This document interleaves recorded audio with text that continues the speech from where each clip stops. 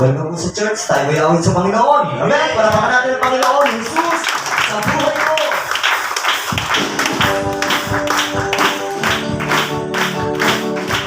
Sa bawat umaga, ganda, simula mag-uwi sa kanya, taas ang kamay, at maawi.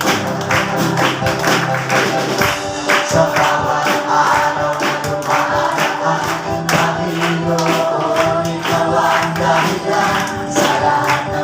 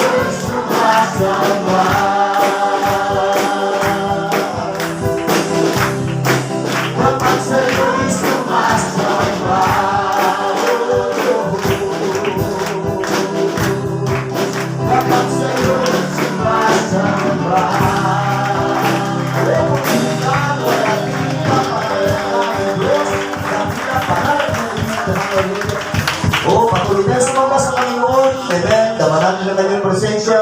Awitin natin, dalawang mga malumanay na awitin magsamba, mighty to save. Amen. Praise the Lord. Hallelujah. Ang ating Diyos, natin maglilingkuran sa iyong pangyarihan natin Diyos, ang ating magpagligtas. Amen. Everyone needs to cry. Another's never failing. Let mercy one day. Everyone needs forgiveness. The kindness of a Savior. The hope of nations. Oh, Savior, He can move the mountains. My God is mighty to save.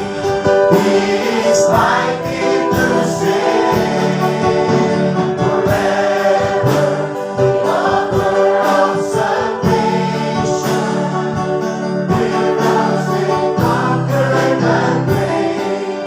Jesus conquered the grave. So take the ashen body, all my fears and failures. Fill my life again. I give my life a trial, and everything I believe in. Now I surrender. I surrender. Savior, He can move the mountain. My God is mighty to save. He is mighty to save. Forever, the author of salvation. He rose and conquered the grave. Jesus conquered the shame. Shine a light, let the whole world see. We're singing for the glory of the risen King. Jesus, shine a light, let the whole world see. We're singing for the glory of the risen King. Savior, He can move the mountains. My God is mighty to save. He is mighty to save. Forever, the author of salvation. He rose and conquered the grave. Jesus conquered the grave. Savior, He can move the mountain. My God is mighty to save. He is mighty to save. Forever, the author of salvation. He rose and conquered the grave. Jesus conquered the grave.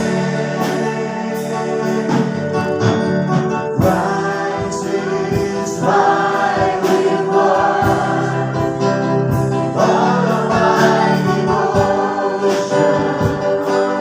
And there's nothing in this world that will never satisfy. Through every trial, my soul will see. Lord, turning back, I dance and free. Praise the Lord. Christ is in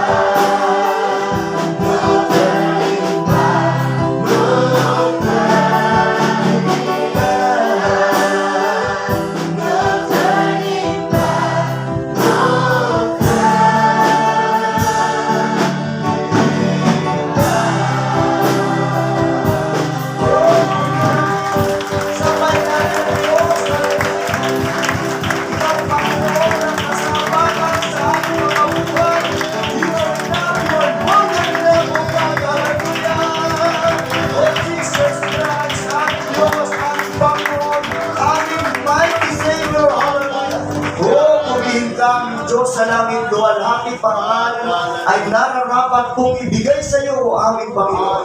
Hallelujah, hallelujah. Habang nadarama natin ang presensya ng ating Panginoon, tayo po'y dadako sa ating pong sama-samang pananalangin ngayong umaga. Bagaman ang lahat po ng bagay ay alam na ng Diyos, ibinibigay po niya sa atin ang pagkakataon na tayo pa rin na mga anak niya ay makapagsalita sa kanyang harapan upang personal po natin mahingi ang ating pong mga pangangailangan. Bago po natin ito gawin, unahin natin purihin at pasalamatan ang ating Panginoon. Meron tayong mga prayer request na patuloy na itinata sa ating Panginoon, ang patuloy na maayos na kalusugan ng bawat isa at ang ating mga kapatid na humingi ng kagalingan, pabor, Sister Biray, Brother Vino, ang kanilang kalusugan, Brother John, Sister Annabel, Brother Dudo, at ang iba pa natin mga kapatid na may mga kahilingan sa kanilang mga kalusugan.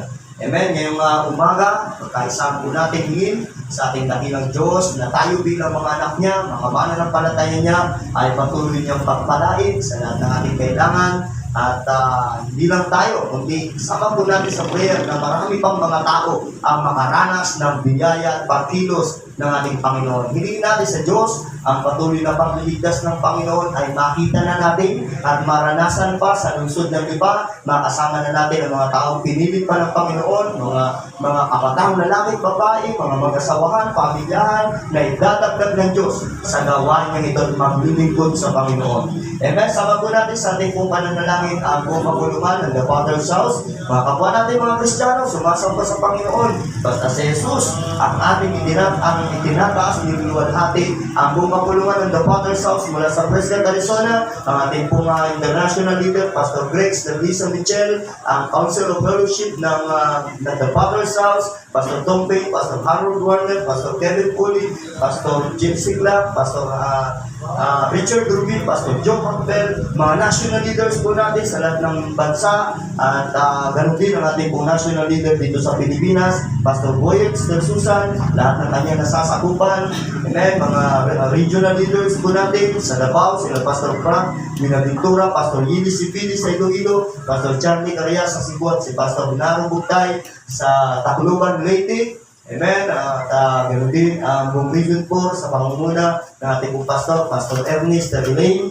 Pagpalain sila ng ating Panginoon. Ang iglesia nito ng Lipa ay patuloy na bless ng Diyos. Ang anak na iglesia sa Cuenca, pagpalain ng ating Panginoon. Sama natin sa prayer, ang ating bansa ay patuloy na ingatan at samahan ng Panginoon. Ang mga nabibinuno ay tilusin ng Diyos. Hindi lang nila magampanan ang may kaayusan ng kanilang tungkulin, kundi mabornigin sila at makakilala sa ating pong Panginoon. Hallelujah. Lungsod ng Lipa, pakitaan ng Diyos ng himala, mga dakilang bagay, at gamitin niya ang iglesia nito at tayo ng mga mananampalataya sa pagpapakita niya ng mga dakilang bagay sa lungsod na ito ng Lipa. Amen. Hallelujah. Ngayon pong umaga, pagsapit tayo muli ng ating Panginoon sa pamagitan ng salita niya. Amen. At ano pa man ang ating pong mga personal na mga kaibigan, mga mahal natin sa buhay, taas natin sila sa Panginoon, bangkitin natin sila na sila ay makasama natin sa paglilingkod sa Diyos, yung mga hindi pa natin kasama. Magtatapusan tayo ni Brother Edgar, pero bago yun, tayo po lahat ay magsasalita sa Diyos. Unahin natin ang magpuri, magpasalamat sa Panginoon.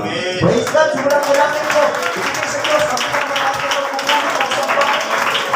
Pasalamatan natin ang Diyos para lang makapagpagyan sa lahat na makapuli mo sa aming mga buhay, Panginoon Jesus. Ang bigaya mo, Panginoon, ay tunay na po, pinubus mo sa gana, hindi ka nagkukulang kahit naman kung makakagtupa ng mga pangangailangan, tumililig ka ng mga dalangin, nagpapagaling ka ng mga may karamdaman, nagtiligtas ka, nagbabago ng mga buhay. Panginoon, kakasang puso kami ng mga bagay na nilapit sa iyo, mga kahilingan ng aming mga Diyos, maging ang buong fellowship, ang aming mga paspong tagapaguna, Lord, kabayan mo sila, patuloy na gamitin ang kanilang mga buhay, mga person na kahilingan at dahil ang aming mga pamilya umaga. Lord, di ko lang kung magkakausapin mo kami, samahan mo kami na huwag matapos, at gawain mo, Panginoon, na hindi po namin nakuha, naranasan, ang mga dakilang bagay na inihanda mo para sa aming Panginoon. Hallelujah, hallelujah. Amang Diyos na makapangyarihan sa lahat, sa pangalan po ni Jesus at pagkikipisa ng banal na Espiritu Santo, muli po kami nagpapasalamat sa mga katotohanan ito at biyaya na kami pinakarating sa iyo pong gawain na ligtas, Panginoon. Marami pong salamat. Pagpalain niyo po ang buong gawain, ang bawat pagkakatipon ngayon pong umaga at higit sa lahat, pagpalain niyo po ang bawat isa, ang salita mo ay mahayag sa mamagitan ng iyong mga lingkod. Dito pong aming panalangin sa pangalan ng aming Panginoong Hesus. Amen. Welcome to church, mga kapatid, at magkakayan tayo bago tayo maupo. Amen. Habang namin natin ang Father sa house. Amen. Hallelujah. Pinagkagalang kita makasama.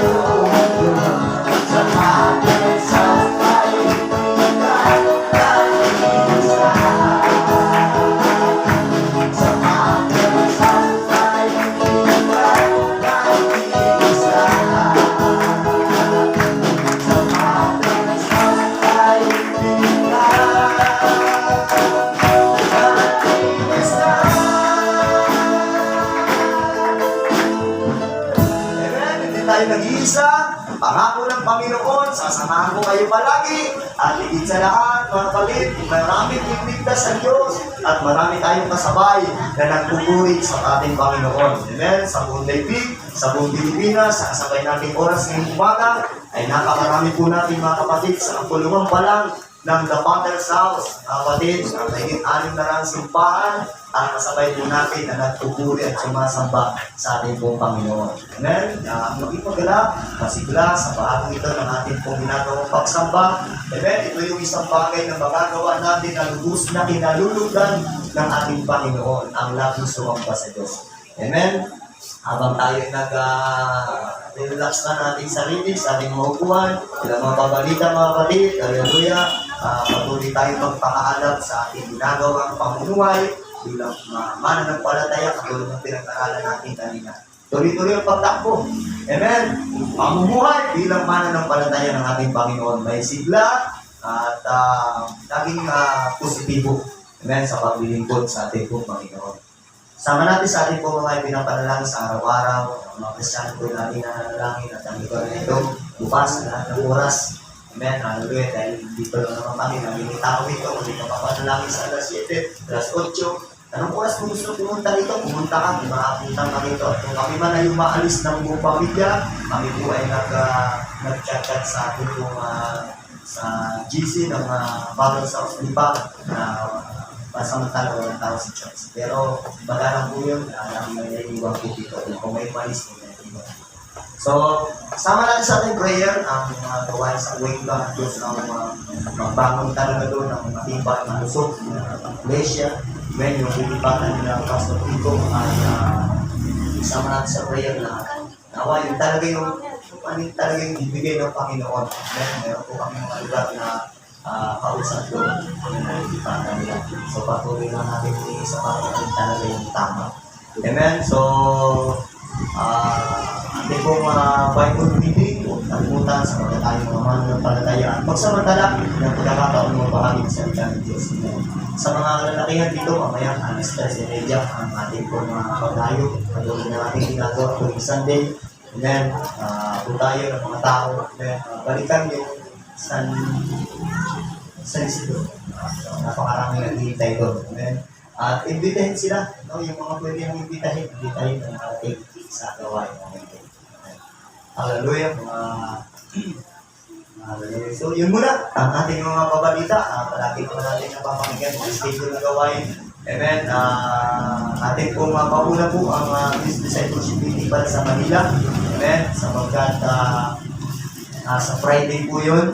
Amen. Mauna po yung meeting sa Manila. Mga kalalakihan ay pwede sumama ron. Kapaalam na kayo sa akin para alam natin yung ating gagawin. Nakikisakay lang tayo sa may sasakyan. Amen.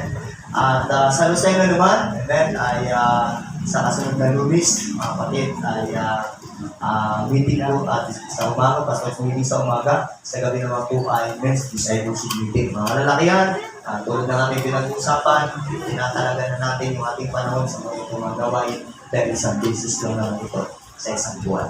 Ayan, tulad ng dati, dapat nagkakaintindihan tayo para lang natin ang ating sasakyan. Okay? Tayo po magbibigay. Ngayong umaga.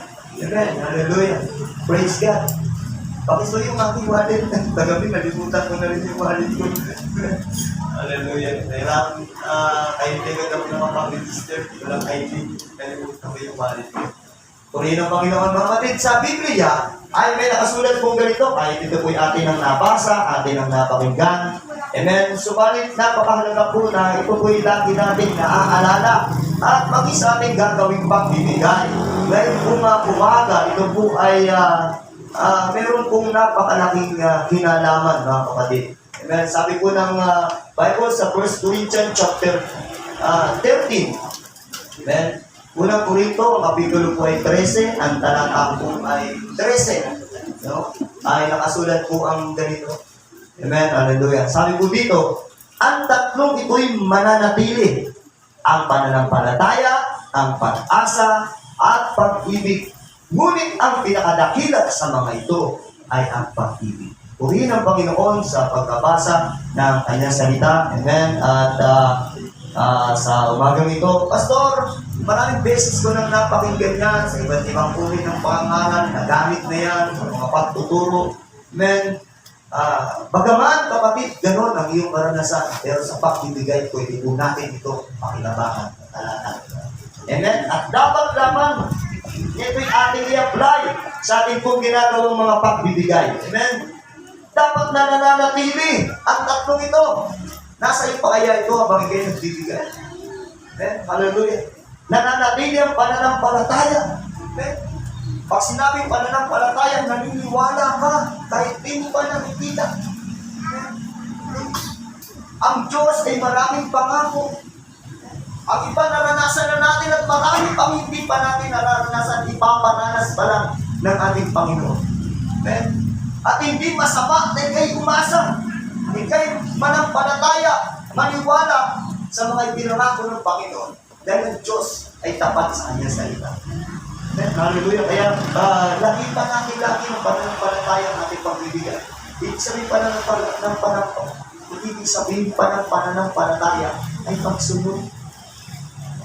Kaya yung ating ginagawang paghahandog, ito po'y pagsunod sa gusto ng Panginoon. Nais ng Panginoon. Hindi kailangan ng Diyos ng pera sa langit. Pero ito ang kalooban niya na dapat natin sundin. Amen. May mga bagay na itinuturo ang Panginoon sa atin. Nang isipin natin, bakit ba naman yan ang gusto pa ng Panginoon? Ay mayaman naman siya, bakit kailangan pa magbigay? Totoong mayaman ang Diyos at hindi niya kailangan ng pera, pero ito ang gusto niya. Kaya bahagi ng pananampalataya, tayo'y susunod. Amen. Malapit na rin yung pag-asa natin mga kapatid. Dahil hindi lilimutin ng Diyos ang ating mga ginagawa. Tapat ang Panginoon mga kapatid. Lagi natin napapakinggan tapat ng Diyos. At ang napakahalaga mga kapatid, na hindi dapat mawawala sa ating pong pagbibigay ay ang pag-ibig. Amen. Hallelujah. Dahil pag may pag-ibig ka, amen, kahit wala pa yung mga bagay na hinihingi mo sa Diyos, kahit hindi nangyayari yung mga hinihiling mo, amen, gagawin mo isang bagay na makapag-ibigay ka ng oras sa Kanya. Dahil mahal mo siya. Amen. Kaya ang pag-ibig, wala nang ibang usapin pa eh. Kung may pag-ibig tayo, amen, hallelujah, may pagpapalat, wala. Dahil mahal natin ng Diyos, tayo magbibigay. Pero kailanman, ang Diyos talaga yung mapagbigay. Sino pong mahal ng Panginoon? Hallelujah. Bilang sa bibig, bilang sa labi. Padama natin ito sa maraming mga bahagi pa ng ating pong buhay. Pagbibigay sa Diyos at ang pagbibigay.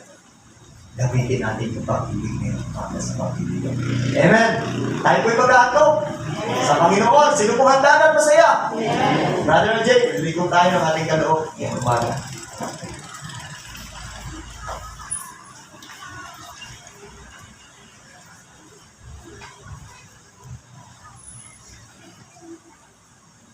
O Diyos, ang mabanal sa langit, maraming po salamat sa muli pong pagkakataon na narito kami na makapaghahandog. Diyos, na mga pagpapalang sa iyo din naman nagmula. Salamat sa iyo pong mga biyaya binibigay mo sa amin. Basbasan mo po ang bawat halaga ay pagkakalog ng bawat isa sa kanilang mga buhay.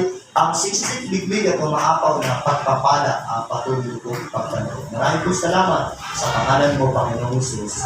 Amen. Magbigay tayo sa Panginoon, tayo ay magbigay.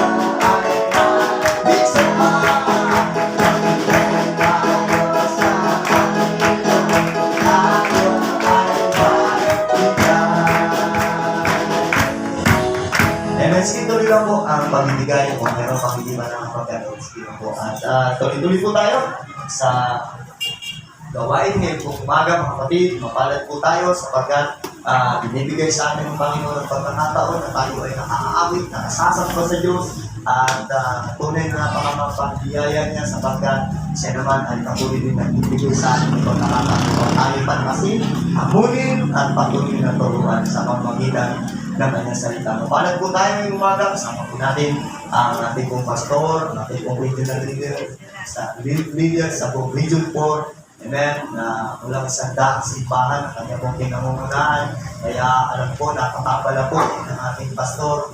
Hallelujah. Subalit, mapalad ng mga tagalipa, mahal talaga niya ng mga tagalipa. Amen. Isang sabi lang natin, pastor, tumulong po kami sa lipa sa pangangaral. Kasi dyan siya available para sa atin. Amen. Kaya ngayong umaga, mula pa kagabi, kasama natin siya sa pangangaral ng salita ng Diyos at marami sa atin ay pinausap ng Panginoon. Yung iba, bilang pinipersonal siya, pangaramdam. Amen. Pero ganun talaga ang salita ng Diyos parang tabak. Amen. Pero hindi lang basta nakasusugan, nakakapagpagaling. Amen. Hallelujah. May mga bagay na ayos sa ating buhay. Pinapagpalang tayo. Ngayon, hindi tayo kikilusin. Nasa ita ng ating pagpalapakan po natin. Ating Panginoon, ang natin Panginoon, Bente. Praise God. Amen. Salamat sa grasya ng Panginoon na tayo po ngayong umaga ay wala po sa tindahan, wala sa piknikan. Amen. At tayo po ay nasa bahay pa ng bahay dahil pinangako ng ating Panginoong Jesus ang ikapitong araw ay pinalal ng Diyos at ang ikapitong araw ay pinagpala ng Panginoon. Kaya kung ang ikapitong araw ay ating pinapalagaan, hindi po pwede naaalis ka sa bahay panambahan na hindi ka kakausapin ng Panginoon. Maliban na lang kung ayaw mo kausapin ka ng Panginoon. Nangyayari ba yun? Na pupunta ka sa bahay panambahan na hindi ka kinakausap ng Panginoon. Pwede yun. Kapag ayaw mo makinig, nakakausapin ng Panginoon.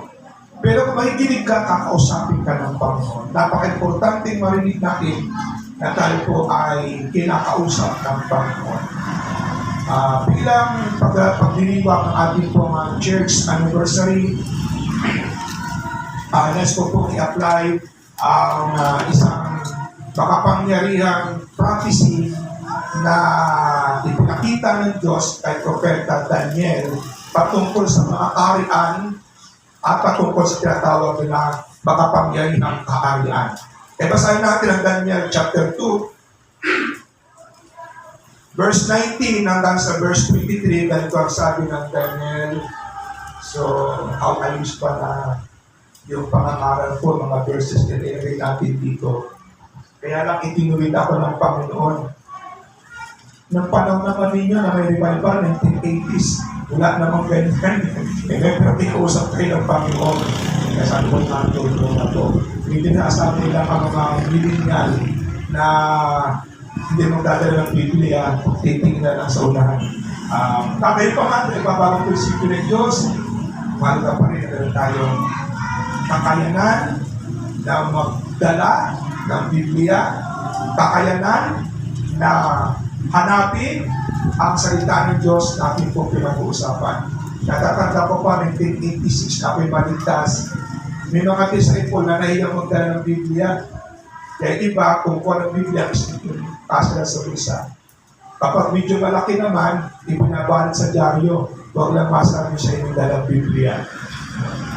Stay na yun noong 1986. Pero ngayon, napakalwa na. Ang Biblia, nasa cellphone na. Nasa cellphone na. Kaya hindi halata na siya ay born again.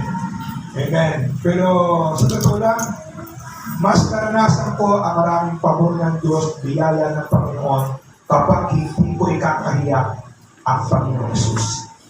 Mas naranasan ko mga pagpapala ng Panginoon kapag lagi ko siyang ipinakikilala sa mga taong nakakakilala sa akin. So ngayon pong umaga, hindi pwede pag-usapan na po natin talaga ang hula na nilagay ng Diyos sa puso ni Daniel, na ito'y hula na mangyayari sa buong daigdig at sa darating na panahon. Kaya basahin natin Daniel chapter 2 verse 19 to 23. Na magkaginayag ang lihim kay Daniel sa isang pangitain sa gabi at na magkagay pinuri ni Daniel ang Diyos sa langit. Si Daniel ay sumagot at sabi, purihin ng Panginoon ang Diyos magpakailanman, sapagkat ang karunungan at kapangyarihan ay Kanya, at Kanyang pinabago ang mga panahon. Tinigulay na Diyos ang bumabago ng panahon at mga kapanahonan. Ilan yung kasunod? Siya'y nag-aalis ng mga hari at naglalagay ng mga hari. Siya nagbibigay ng karunungan sa marunong at kaalaman sa nakakaalam ng unawa. Siya nagayag ng malalim, nagayag ng malalim at lihim ng mga bagay, kayo nalalaman kung ano nasa kadiliman at ang liwanag ay tumatahang kasama niya. Pinasalamatan kita at pinupuri kita o ikaw na Diyos na aking mga magulang, na sa nagbigay sa akin ng karunungan at lakas at nagpatalastas ngayon sa akin nang ninaas namin siya sapagkat iyong ipinalam sa amin ang bagay ng hari. Sabi tayo po po at manalangin. Mahal na Diyos na masalangit sa pangalan ng Panginoong Jesus sa kaitipisan ng banal na Espiritu, salamat ko sa bilang ng mga mananampalatayang nagpapatuloy at narito sa iyong gawain. Salamat sa mga bilang na mga bisita na hindi po isang aksidente lang ang kanilang pagkapunta dito, kundi meron kang gustong gawin sa kanilang buong buhay. Mangyayari lamang po lahat at utupag lahat ang bagay sa pamagitan ng pagsama ng banal ng Espiritu sa aming kalagitnaan. Kaya higit sa lahat, mas kailangan ka namin, banal na Espiritu, ay magminister sa puso ng bawat isa. Ang ikaw ang magbukas ng mga puso at pangunawa na bawat may patinig na dapat ipakinig. Sabayin mo pang gawa ng kaaway upang huwag makagambala sa nais mong gawin. Sa kanyang nasa titiwala sa pangalan ng Jesus. Amen. Kung babasahin po natin ang buong chapter 2 na ito ng Daniel, ito po ay tumatalakay patungkol sa tinatawag na mga hula na mangyayari sa huling araw, at ito po ay ipinakita sa pamagitan ng hari ng Babylonia, si Hari Nabucodonosor. Ang problema, na managinip sa Hari Nabucodonosor, hindi niya matandaan yung panaginip. Tayo kalimitan pag tayo naginip, tandaan natin, di ba? So, naginip kagabi, tandaan pa kayo umaga. Pero sa Hari Nabucodonosor, na naginip siya, hindi niya matandaan kanyang panaginip. Kaya ang kanyang ginawa, ipinatawag niya lahat ang mga inkantador, lahat ng mga marunong sa kapangyarihan, na ano yung may kapangyarihan, ipinatito niya sa lahat. Sabi niya, ipaliwanag niyo sa akin kung ano yung akin na panaginipan. Imposibleng gawain yun. Kaya sabi ng mga Kaldeo, mga magician, mga encantador, mahal na hari, sabihin mo ang panaginip at ipapaliwanag namin ang panaginip. Eh sabi ng hari, hindi mo nga matandaan. Hindi mo nga matandaan, kaya ipaliwanag mo sa akin ang panaginip. Mahal na hari, walang sino man ang pwede makapagpaliwanag ng panaginip kung hindi namin nakikita at sasabihin sa amin ang panaginip. So nagalit yung hari. Kapag hindi nyo ito yung paliwanag, papatayin kayong lahat. Pero kasama ko doon si Haring, kasama ko doon si Propeta Daniel, anak ng Diyos, na malam ko ni Daniel, sabi niya, huwag naman ganyan kadalas, bigyan mo ba 1 araw o 3 araw. Hihingi ko sa Diyos kung ano yung napanaginipan ko at ibigay ko silang kahulugan ng panaginip na napanaginipan ko. At sa talatang binasa, ipinakita ng Diyos kay Daniel ang napanaginipan ng hari at ipinaliwanag din ng Diyos ang kahulugan ng napanaginipan ng hari. Kaya sabi ni Daniel, purihin ka Diyos na naghahayag ng mga lihim. Ikaw ang bumabago ng panahon, ikaw ang naglalagay ng hari, ikaw ang nagtatanggal at nag-aalis ng hari. So ngayon pong umaga, ito yung powerful prophecy na nakatala sa banal na kasulatan at kahit aling Biblia na ginagamit sa buong daigdig, Biblia ng Iglesia, ng Jehovah, ng Katoliko, ng Sabatista, ang Biblia na papalitan, kahit sa Biblia, naroon po ang hulog ito na ating pong binasa. Amen. Sinabi po niya, Neil Bohr, isang physicist na nag-aaral ng mga patungkol sa science o Abraham, sabi niya, predictions is a very different art. Ang mga hula ay kakaibang uri ng sining sapagkat may kinalaman ito para sa mangyayari sa kinabukasan. Pero ito mga kapatid, ang hula ay galing lagi sa Diyos, buhat sa makapangyarihan at makapangyarihan Diyos. At kung tinutukoy sa prophecy na rin ang hari ng Nabucodonosor ay patungkol sa mga kaharian at pinagtapusan niya ang pagdating ng makapangyarihang kaharian. Kaya ito ating pag-usapan ngayong umaga, the powerful kingdom, ang makapangyarihang kaharian. Tatlong katotohanan ang ating kong pag-usapan patungkol sa paksang. Ito natin pag-usapan ay tinatawag ng the world kingdom, ang kaharian sa sanglibutan. Ulit natin mga kapatid, sa verse 21 ng ating text, pinabago ng Diyos ang mga panahon at mga kapanahonan, nag-aalis ng hari at naglalagay ng mga hari, sila binigay ng karunungan sa marunong at kalaman at nakakalam ng unawa. Unang pagtuhanan sa unang puntos, walang permanente at makapangyarihang kaharian sa daigdig. Walang permanente at makapangyarihang kaharian dito sa ating daigdig na ginagalawan. Amen? Hallelujah. Sa 36-39, ito ang panaginip at ang sasaysayin ng kahulugan niyan sa harap ng hari. Ikaw, o hari, ay hari ng mga hari that time. Siya ay Nabucodonosor, tinatawag na physical, literal, King of Kings, the powerful king, o the tinatawag na ang Babylonian Empire, ang tinawag na the powerful kingdom. At pinagpugyan ng Diyos sa langit ng kaharian ng kapangyarihan ng kalakasan at ng kalwalatian. At alam ang tinatahanan ng mga anak ng mga tao at ng mga hayop sa parang at mga ibon sa pagpawid, ay binigay sa iyong kamay at pinapagpuno ka sa kanilang lahat. Ikaw ang ulo na ginto at pagkatapos mo ay babangon ang ibang kaharian na mababa sa iyo at ay 3 kaharian